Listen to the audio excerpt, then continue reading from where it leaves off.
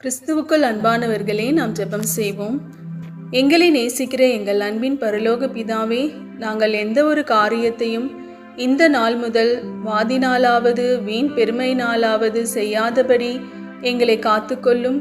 கடந்த நாட்களிலே அப்படிப்பட்ட எந்த காரியத்தையாவது நாங்கள் செய்திருப்போம் என்றால் எங்களை மன்னிக்க வேண்டும் என்று கெஞ்சுகிறோம்.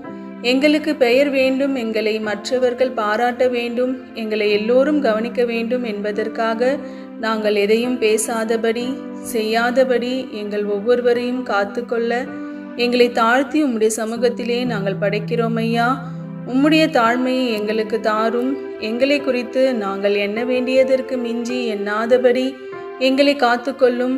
மற்றவர்கள் மேல் கரிசனை உள்ளவர்களாய் எங்களுக்கான காரியங்களை பற்றி மட்டுமல்ல, மற்றவர்களுடைய தேவைகளை குறித்தும் எண்ணமுள்ளவர்களாய் வாழ நீரே அனுதினமும் எங்களுக்கு உதவி செய்யும்.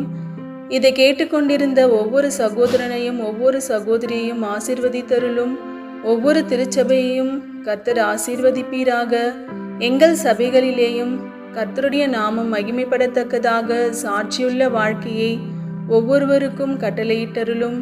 இயேசு எப்படி தன்னுடைய தெய்வீக உரிமையை நமக்காக துறந்தாரோ, அதே போல நாம் இந்த உலகில் அனைத்தையும் உபயோகிக்க உரிமை இருந்தாலும் நமது ஆண்டவருக்காக அதை துறக்க தயாராக இருப்போமா?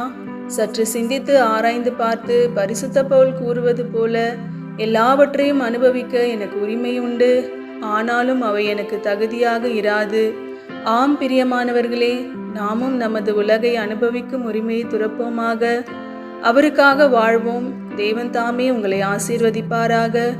இயேசு இரட்சகரின் நாமத்தினாலே ஜெபிக்கிறோம் எங்கள் ஜீவனுள்ள நல்ல பிதாவே, ஆமேன்.